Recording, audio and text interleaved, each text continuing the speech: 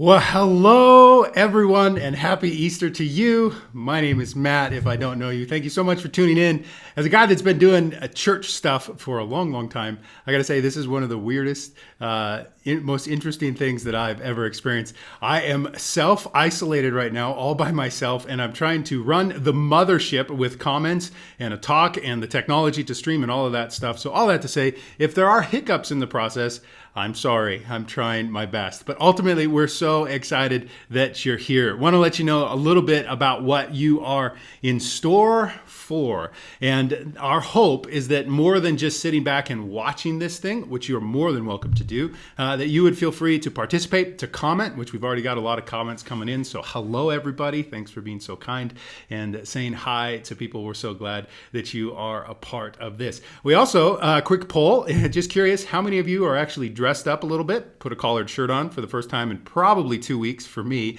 because there's just been a lot of t-shirts and sweatshirts around my house. And even when I come to work, that's what I'm doing. So that might be the case for you. This could be your first Easter in sweats. And that's a beautiful thing if it's taking place. But maybe some of you decided to get a little dressed up like I did to try and celebrate this holiday. So feel free to let us know whatever it is that you are choosing to partake in when it comes to your clothing, because we're just excited that you are a part of this. Hey, before we jump into it, one of the things that we love to do at CMYK is to celebrate the work of art. That art is our opportunity to take what's happening inside and around us and to create out of that. And we believe art is found in all of its forms, whether it's music or painting, whether it's parenting or spreadsheets, whatever it is, our opportunity to take what's happening in and around us and to create, pursue beauty out of that is one of our most significant works as CMYK. And I am so excited that this morning I put a request out there for one of my friends, Parker Brown, and your friend, to see if he was creating anything in the midst of what's been happening with COVID-19 and all of us self-isolating. It's a different time that we are in for sure. And so I asked Parker, hey man, are you creating anything? You working on anything? And he said yes. And he decided to record a video of him playing a brand new Parker Brown song. Ladies and gentlemen, this is a world premiere. And I got to say, when I heard this song, it's so great, not only lyrically, but when we think about the fact that it's Easter morning and it's cold and it's snowy, the feel and the tone of what's happening with this music, it just puts me in a good place. And so we're going to take a minute to watch this song. Again, ladies and gentlemen, worldwide premiere. He just finished this song. And so we're so excited and so honored, not only to have Parker and his family as a part of this community,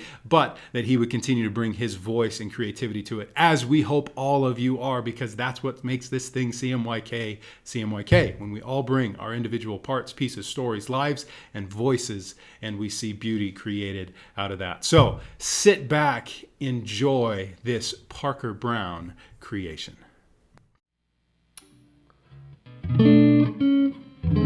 All that glitters in the moment is not gold before it's through. When the last curtain falls and the dust of it all will show you the most true. Friendly humans passing under some universal truth, keep pointed guns under coats in the hopes that their most tragic dreams come true. In these lonely little moments when we haven't got a clue, and the state of the world seems to swallow us whole, there's nothing we can do but sing from every window, shout from all the roofs, keep your lamps trimmed and burning, nothing more to do. All the ages waiting for times like these to prove that open hearts will play their parts and love will make it through. And love will be a shoulder to lean on when hard times come through.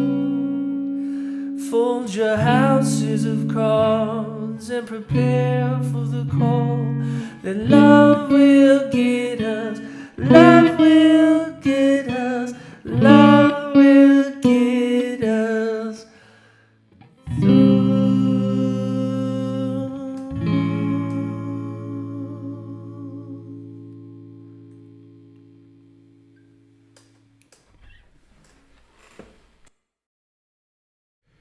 Well, there you go. Is that not incredible and beautiful on so many levels? Thank you, Parker, for sharing in your art and your work and what you are doing. I see some incredible comments. Thanks so much for commenting. I love the fact that Mark Knits, you're wearing a cardigan right now, because that's kind of a thing that on a holiday you got to put a cardigan on because it dresses up anything that you're wearing. So that's what I'm trying to do. I'm glad you are doing it as well. Some of you are in PJs and t-shirts. Some of you have some dressed up kids as well. And that is so awesome and beautiful. So excited to be with all of you this morning. Hey, if you've been a regular part of CMYK or ever attended any of our gatherings, you know a consistent piece to our gatherings, a consistent piece to our spiritual work is to do this thing called the Lord's Prayer. The Lord's Prayer is this invitation for us to, yes, recite some 2,000-year-old words, but more than that, to center ourselves on what's happening here now in this moment, more than just reflecting on an old prayer, and to also point ourselves towards what could be. This is the prayer that Jesus taught his disciples to pray. And for us as a community, we regularly, when we gather, come around this prayer and speak these words aloud together. Now, I got to be honest.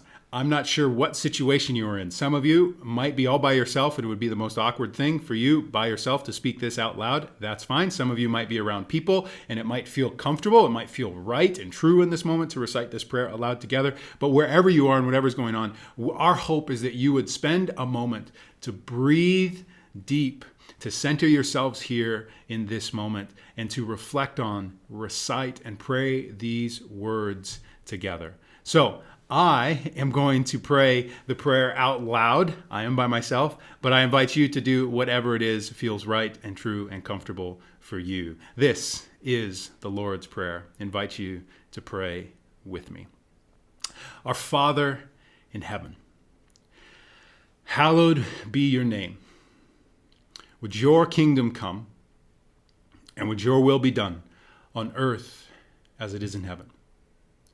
Give us this day our daily bread, and forgive us our debts, as we also have forgiven our debtors.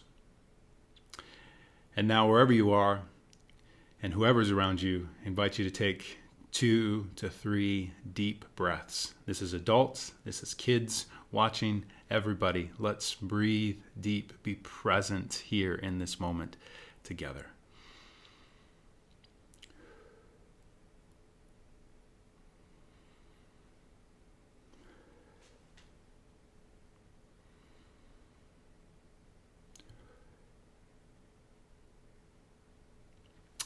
Well, thank you so much for humoring me in that. I'm not quite sure what was happening on your end, but I was working hard to just be a part of this with you. Today, we're talking about this thing called the new normal.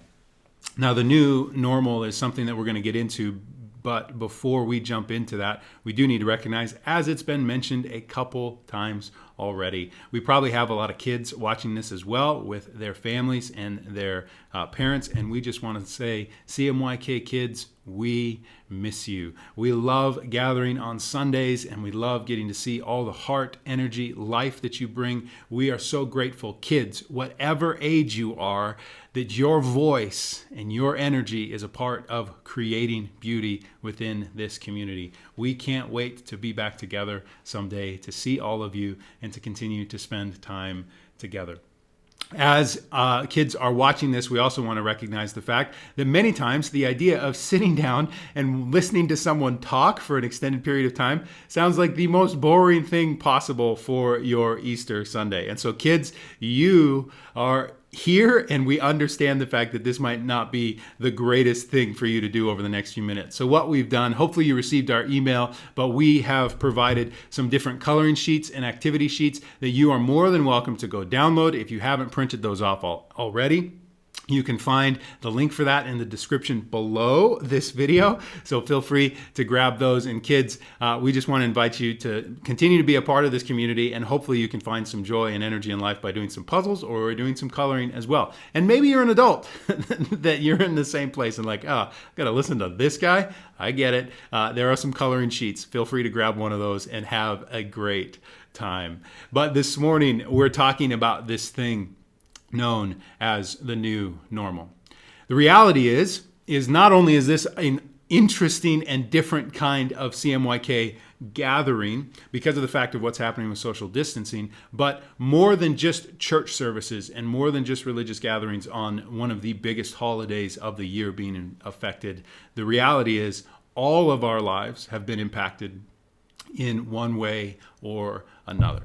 And for some of you, potentially these last couple weeks have been a sort of, as a friend of mine was calling it earlier this week, a sort of heaven for you. That you are the introverted type. You love just being by yourself. That's what fills your tank and energy. And the thought of going out at night, the thought of having to see other people, all those kinds of things, that's something you don't long for or look forward to at all. And so for you, this is a little bit of like, this is pretty nice. This is pretty great. I wonder how long this is going to go.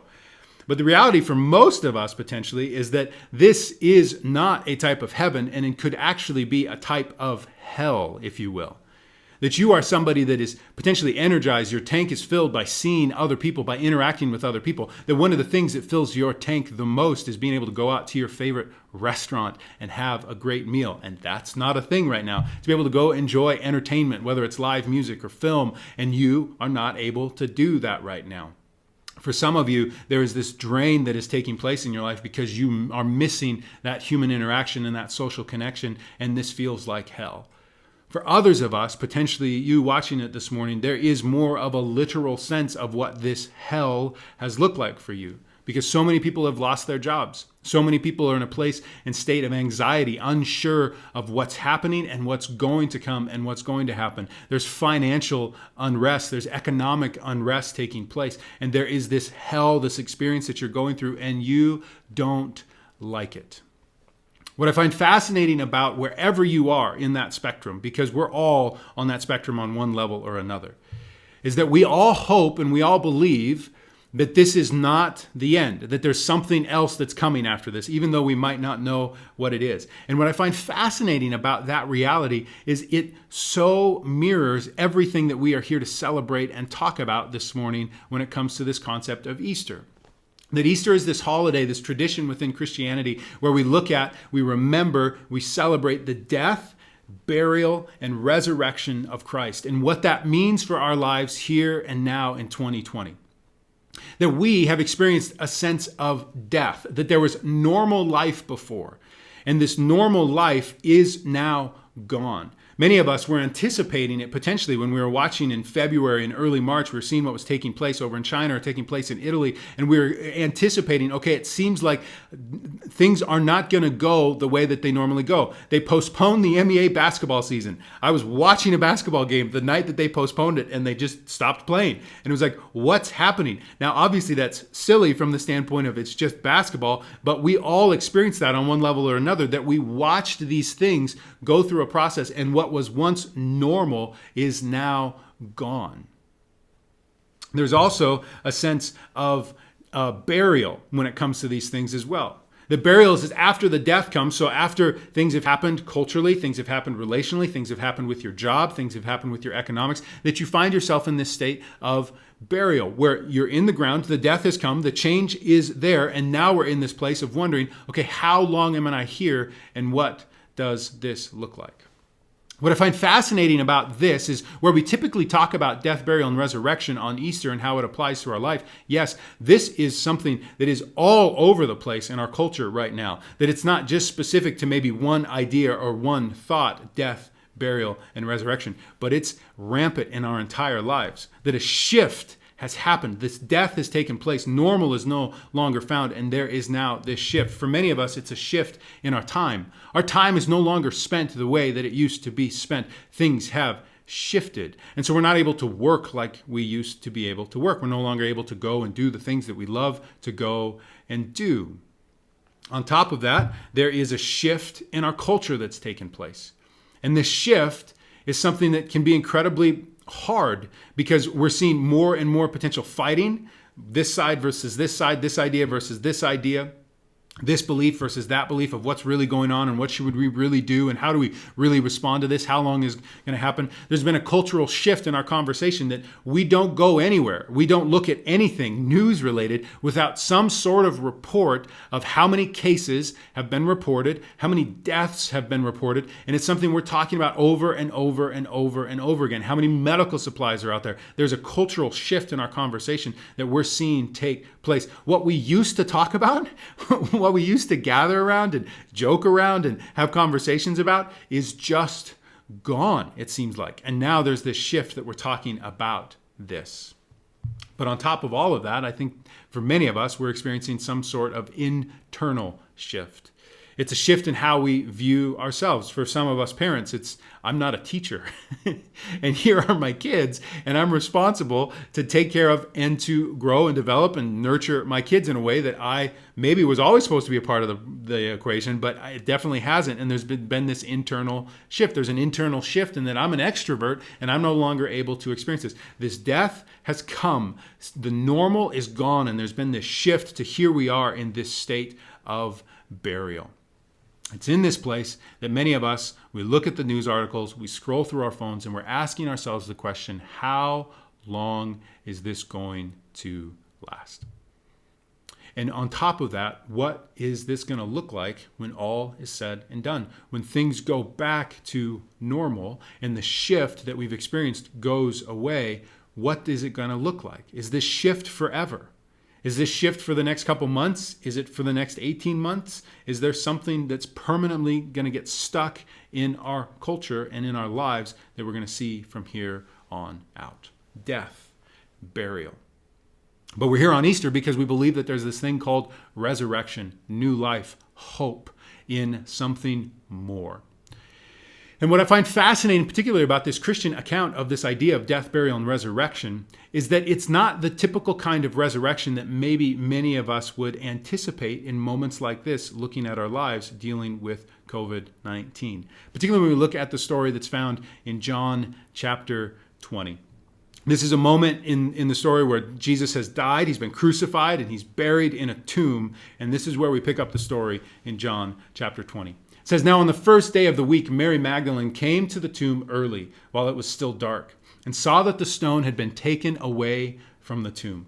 So she ran and went to Simon Peter and the other disciple, the one whom Jesus loved, and said to them, 'They have taken the Lord out of the tomb, and we do not know where they have laid him.'" Now, there's something interesting happening with the story that I find fascinating. So Mary experiences something that she is culturally going to the tomb in this moment. It's expected culturally that after a few days that she would go and do this. She goes to visit the tomb, and she finds that the stone has been rolled away, and it freaks her out. And it freaks her out culturally because there are these things known as tomb robbers or grave robbers, people that would break into tombs and take anything of value out of the tomb. So she experiences this and says, oh no, the worst has happened. The thing that I came to do for Jesus in his burial, I can no longer do, and there have been robbers. Thieves have taken hold of the story. So she runs and tells these two disciples. Now, Peter is a pretty famous popular disciple, if you will, throughout history. Many of us have heard of him. And then there's this other disciple that we don't know the name of. We just know that he was the one whom Jesus loved. Now, most scholars and tradition tells us and points at the fact that this disciple is most likely John, potentially, the guy that potentially wrote this gospel and this book that we're reading. So I just love it that John is labeling himself as the one that Jesus loved. He doesn't give himself his name because it's like a humble brag, but he is here as well. So these two disciples interact with Mary. So then it says Peter went out with the other disciple and they were going towards the tomb. And both of them were running together. But the other disciple outran Peter and reached the tomb. Now, this is totally just a side comment, but this just shows the fact that the scriptures are written by men. Because here is this moment where this interaction is taking place, and there has to be this value of the fact that, okay, Peter, historically, he's the guy that everybody talks about when it comes to church and the father of the church, the rock of the church, all these things. But I can beat him in a foot race, dude. You want to bring it on, bro? Like, I just love that this is thrown in. Yes, there are some potential implications of this, but on the surface, I just love the fact, yeah, of course this was written by a guy, because we've got to, just measure everything and say, hey, check it out. I'm faster than that guy. So it continues on. And stooping to look in, he saw the linen cloths lying there, but he did not go in. Then Peter came, following him, and went into the tomb. And he saw the linen cloths lying there, and the face cloth, which had been on Jesus' head, not lying with the linen cloths, but folded up in a place by itself. So they're looking and they're experiencing the fact that he is gone. It says then, the other disciple who had reached the tomb first, again, just a little bit of a dig at Peter. Hey, buddy, I got there first. You just went into the tomb first. Historically, let's remember this right. Also went in and he saw and believed. For as yet they did not understand the scripture, that he must rise from the dead. And then the disciples went back to their homes. So the disciples have this interaction with an empty tomb, and it says there's a level of belief, but they yet don't fully understand what's taking place. But this is not the end of the story. It says, but Mary, the person that interacted with from the beginning, Mary stood weeping outside the tomb. And as she wept, she stooped to look into the tomb. And she saw two angels in white sitting where the body of Jesus had lain, one at the head and one at the feet. And they said to her, "Woman, why are you weeping?" And she said to them, "They have taken away my Lord, and I do not know where they have laid him." Now this is the state and the place that we find grief. That Mary has come to the tomb to try and interact with what once was. This Jesus, this person that she followed and put her hope and trust in. And she's coming to interact with his body, and his body is gone. And so this grieving is all of a sudden present all over again. This is the core of grief, is it not? That many of us have experienced. There was something that we had, a relationship that we had, a person that we had in our life, a family member, a friend, a job, a vision, whatever it is, and that thing is gone, and we're no longer able to interact with it on the level that we wanted to. And it's out of this that we find grief. And here Mary is in this incredible sense of grief. She is weeping because the one thing that she wanted to do, to interact with what once was, is no longer available to her. The body has gone. The story goes on and it says, having said this, she turned around and saw Jesus standing. But she did not know that it was Jesus. And Jesus said to her, "Woman, why are you weeping? Whom are you seeking?" Supposing him to be the gardener, she said to him, "Sir, if you have carried him away, tell me where you have laid him, and I will take him away." Here again, Mary is in this state of grief. She's longing for what was. And then in this moment, Jesus is there. This resurrected Christ is there. Now, there's something about Jesus' appearance. There's something about this resurrection and this new life that's being found that Mary is not able to recognize and fully see and comprehend what's taking place. And she misses the fact that this is Jesus. We can speculate all we want about why or how she missed how this is Jesus. Did he get a new haircut? Is there a new, robe that Jesus is wearing? Why did she not recognize it? But here's what I find so fascinating. Mary responds to Jesus in this moment by saying, I'm still looking for him. I'm still looking for the body of what once was. Can you please tell me where it is so I can take him away? This is what she's longing for, and this is what she's desiring. All the while, this resurrection, this new life is here right in front of her, but she's missing it because all she's looking for and all she's longing for is what once was. But there's this new thing that's happening. There's this new embodiment of Christ that she is unable to perceive and see in this moment. Here's why I find this so incredibly fascinating. That many of us, when we think about this COVID-19 pandemic and what's taking place, the thing that we easily move towards is longing to just get back to what was. Now, there's a lot of good reasons for us to hope for things to go back to normal, if you will. Yes, that's a good thing.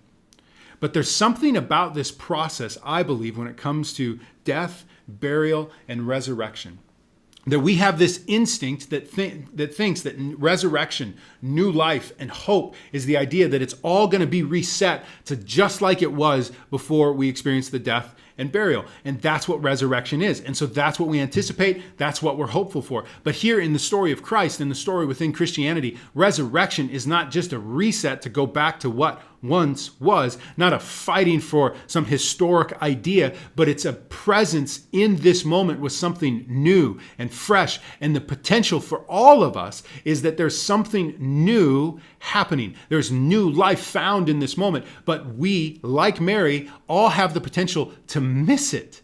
And we miss it because we're so busy and we're so focused on just trying to get back to what was compared to being present and seeing what is actually happening. I love that in this text, Mary calls or assumes that Jesus is a gardener. A gardener in this state within culture is one of the lowest of the low, culturally speaking. And Mary assumes that this thing that's happening right in front of her is just a low, bottom feeder kind of event, not a big deal. I just need to get back to once was. All the while, this thing that she has written off as not that significant, not that important, is the thing that she's actually looking for and is the new life that all of this has been about from day one. So for me, when I think about this concept of resurrection, when I think about this normal that is gone, and this shift that has taken place in our time and our culture and how I see myself, I'm invited, and I believe that the resurrection story is an invitation to see new life here. Now, please hear me. Resurrection is not about a removal of all pain, of all suffering, of all struggle. All of your questions are answered and you have everything figured out. This is not the new life that's represented in the scriptures at all with any kind of honest reading. And this is not an honest representation of resurrection in our own lives today. That new life does not mean an absence of those things, but it's a presence in the midst of those things to be able to see something good, true, and beautiful. The divine presence, life, Christ. And so for me, when I think about this time shift that we've experienced, how many of us in a time shift, yes, it's been hard and it's been difficult at different times, but how many of us are experiencing a connection with people in our homes on a level that maybe we haven't for years? Like my wife, Kate, and I, we are watching really trashy TV more than I ever have in my entire life. And I had this revelation a couple nights ago as we were watching, don't judge me, Love is Blind on Netflix. Okay, I just said it. I just outed myself. Yes, I watched the whole season, and yes, I did get a little caught up in it, and Jessica has some issues. Let's just say that. All that to say, I found myself watching this show and realizing I haven't done this with my wife since her and I were dating. Because when we were dating, all we wanted to do was hang out with each other as much as we could. So we would just hang out and watch trashy TV. And here we are in this moment where I've spent the last 13 plus years of my life continually being so busy and so focused on so many other things and disregarding this idea that I could just spend time with my wife because I have so many other things I need to accomplish and do. So there's a connection that's happening. There's a level of rest potentially that some of you are experiencing. This time shift has brought rest. I've talked to some of you and you say you're more rested than you have been in years. There's new life happening here in this moment. For some of us, it's an ability to spend time on things that we've always wanted to. For others of us, it's a change in relationship interactions because our time is no longer spent just around people and all these proximity relationships that maybe we're finding ourselves is to have this invitation to be intentional with some relationships that really matter. There's new life here in the midst of this time shift. Yes, there's struggle, but there's something here. And if we just focus on what was, we miss the beauty, the resurrection of what's happening here in this moment. There's a cultural shift taking place. This is one of the most fascinating things for me. It's incredibly beautiful that a cultural shift has taken place where we as a society seem to care for and work to understand the needs of those most at risk in our world, our country, and our city. That whether it's someone with age, that is up there in age, or someone that has health issues, someone in their economic status, that we culturally are responding to them in a way that is incredibly beautiful, more than we typically did before this happening. There's new life taking place. I mean, what's taking place at 8 p.m. and people stepping outside their homes and howling for essential workers and for our medical workers on the front lines, just saying, we see you, we're for you, and we're with you, and I'm going to to let everybody know. As silly as that might be, how beautiful of a cultural shift is that? That rather than celebrating all these things that we celebrated and we spent all our time and energy seeing and focusing on before, here we are in this moment seeing people that are essential, significant in their work and in their life, and we become grateful for them. That's an incredibly beautiful new life cultural shift that's taking place. Or how many of us there's this internal shift that's happening?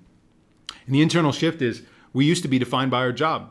We used to be defined by our ability to go and make money or go and create and do and be. We used to be able to go and try to, get groups of people together. That's me, just to be honest. I'm having this internal shift where my life, Matt Blakesley, revolves around gathering groups of people in rooms, whether it's through CMYK or through Art House and trying to get people to come to movies. And I'm not allowed to do that right now. And so there's this shift potentially that's taking place where I'm invited to just be, not do, not go make something of myself, and that validates Matt Blakesley. But here in this moment, I'm breathing deep and I'm validated, I'm loved, I'm known.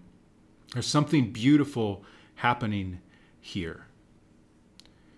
It's my belief that this resurrection invitation is missed if all we're looking for and all you and I are talking about and having conversations around is how do we get back to what was? Yes, there are some things that need to come back. I'm not saying that. And I'm not saying where we are in the state of burial is where we're going to be forever.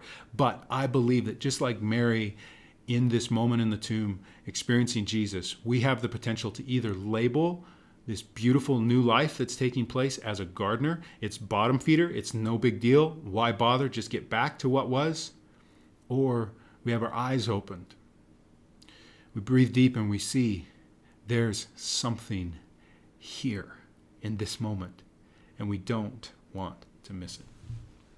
So this is why we have this phrase in this statement, that we had a normal before, there's been a death, a burial, but there's a resurrection here present in this moment, I believe. And there's a resurrection that has the potential to come past this moment, depending upon how you and I choose to interpret what's going on. And it leads us to this question of what's your new normal?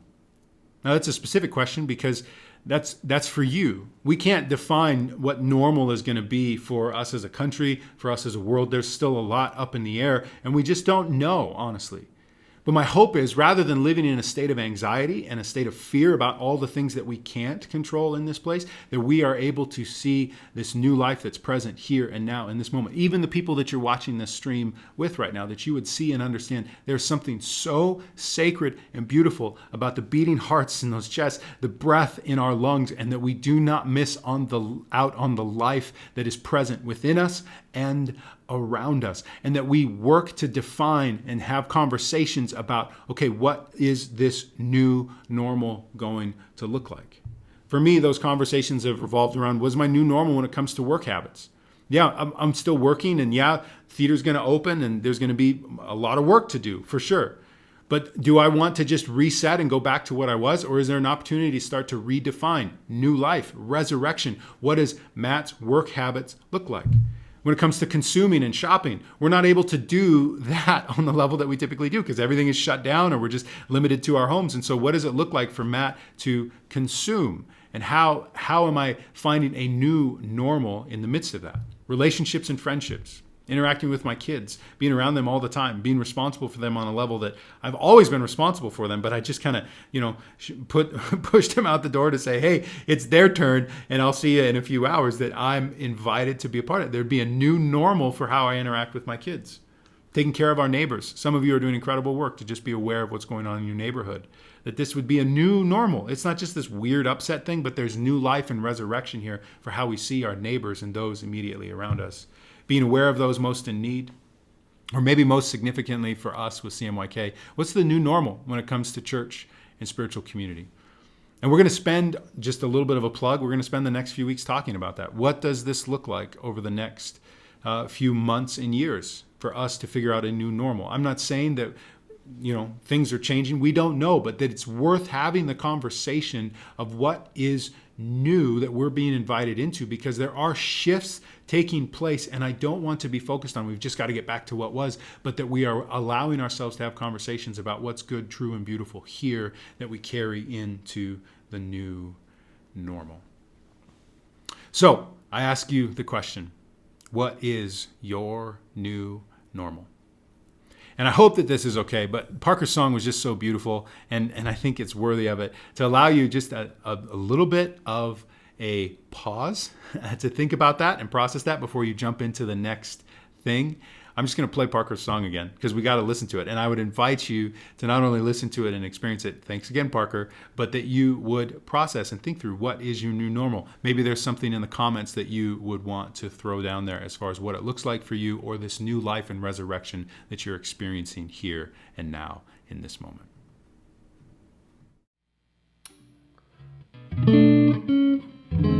All that glitters in the moment is not gold before it's through.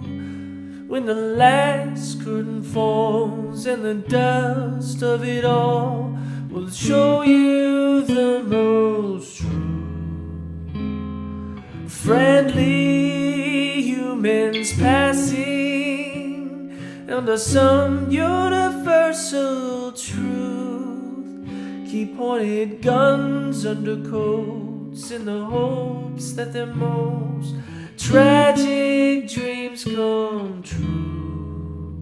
In these lonely little moments when we haven't got a clue, and the state of the world seems to swallow us whole, there's nothing we can do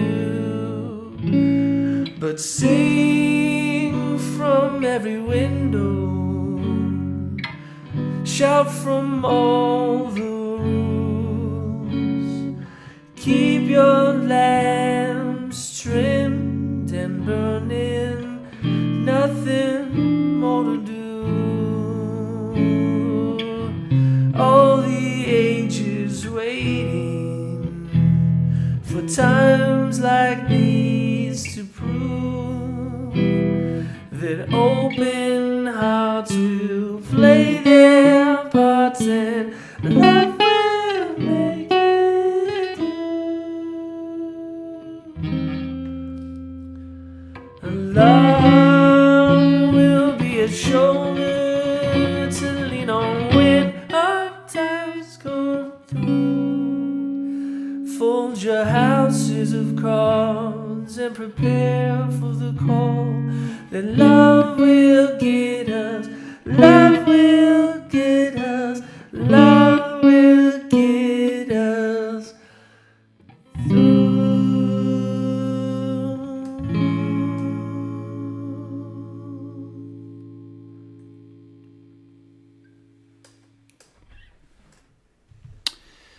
Easter is a time for us to reflect on death, burial, and resurrection. And it's my hope that you would be one that is able to find new life wherever you are. I also want you to know this, that if for whatever reason you are in a place that is not okay, that is not comfortable, things are not in a state and where you are able to see any sort of new life, that you know that you are not alone. And there's a community, whatever your belief, wherever you are in life, that we desire to see you, to know you, and to embrace you, and to be a part of this journey in this life with you. That if there's a need that you have, whether it's financial, relational, whatever the need would be, that we as a community, as CMYK, we work to live out of this mentality that we have enough. You are not alone, and that you would see and sense and know that this morning. That you would see and sense and know that there is this divine presence, that Christ is here now in this moment. And it doesn't necessarily mean all pain and suffering is gone, but there is resurrection to be found for how you see and perceive the world around you and yourself in the midst of it. May you be somebody that does not miss out on what could be.